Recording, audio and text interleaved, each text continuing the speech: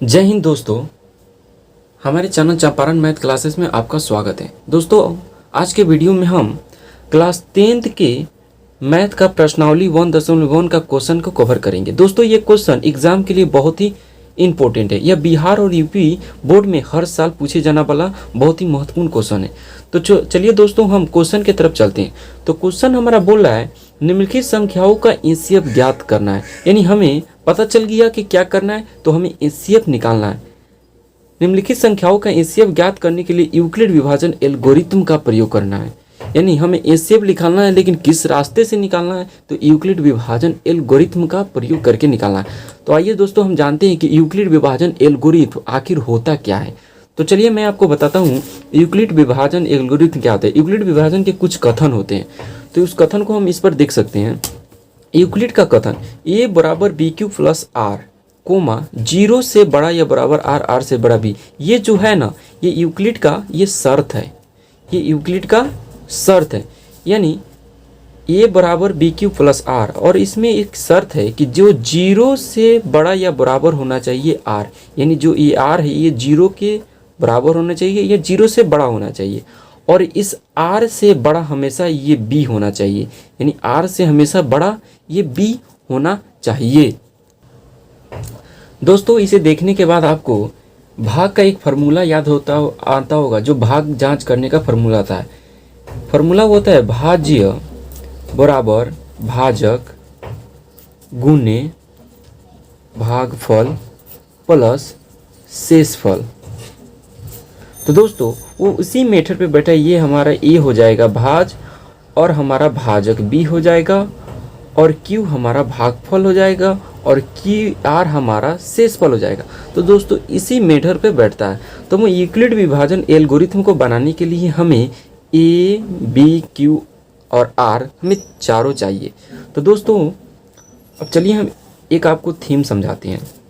दोस्तों जो यही ना हमारा रहता है अंदर वाला, ये हमारा रहता है भाज्य, और ये होता है भाजक, और हमारा यहाँ रहता है भागफल, और नीचे जो बचता है हमारा होता है शेषफल। तो मेथड से समझे तो बीच में अंदर रहता है भाज्य जो ए है, और भाजक हमारा बी है, और भागफल क्यू है, और शेषफल हमारा आर है।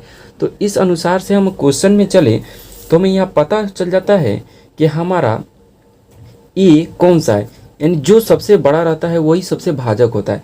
तो इससे हमें पता चलता है कि ए हमारा 225 है, और बी हमारा 135 है।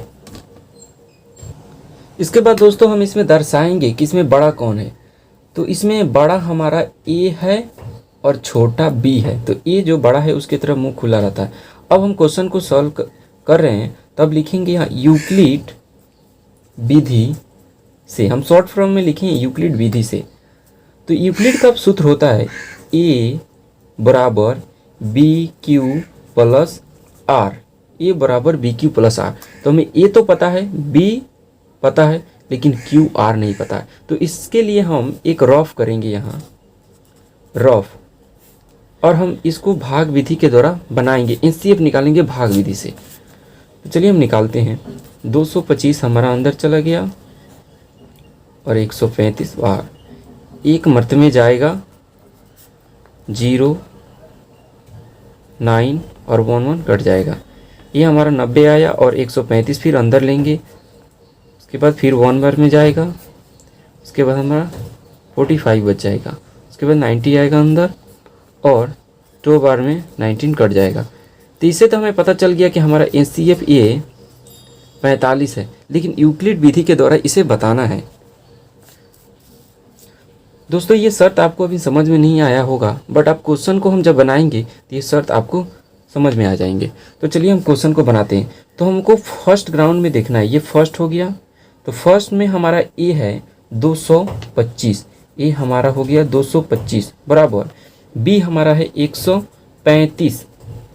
बी हमारा 135, और ये क्यू, और क्यू हमारा है 1 यानी इंटू 1 प्लस आर हमारा है 90, यानी हमारा ये बी से बड़ा ही आर आ गया। तो जब तक हम करेंगे जब तक 0 ना आ जाए। तो चलिए सेकेंड लेवल पे जाते हैं। अब सेकेंड लेवल ये हमारा ये हो जाएगा, ये हमारा ए हो जाएगा, ये हमारा बी हो जाएगा, क्यू हो जाएगा और ये आर हो जाएगा। तो सेकेंड लेवल पे आते हैं तो 135 हमारा ए हो गया, उसके बाद 90 हमारा बी हो गया, गुन्ने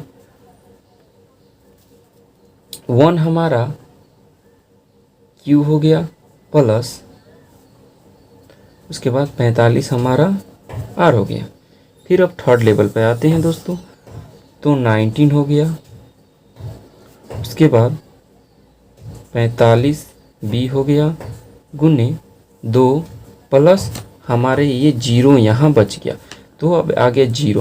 दोस्तों हम ये एक दर्शा देंगे कि r not equal to zero, यानी आर ये जो है जीरो नहीं आए। फिर यहाँ भी r not equal to zero, इसके बाद यहाँ आर बराबर जीरो, यहाँ आर जीरो आ चुका है।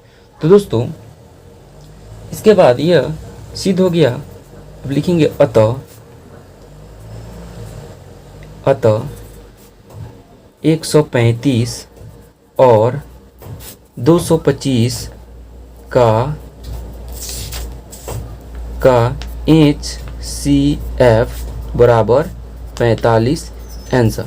तो दोस्तों ये बहुत छोटा सा क्वेश्चन था, ये सॉल्व हो चुका है और ऐसे 2 क्वेश्चन और होंगे, आप इसके माध्यम से आप बना सकते हैं। तो दोस्तों ये बहुत ही इजी था, आप ये रफ चाहें तो यहाँ भी कर सकते हैं, ये रफ।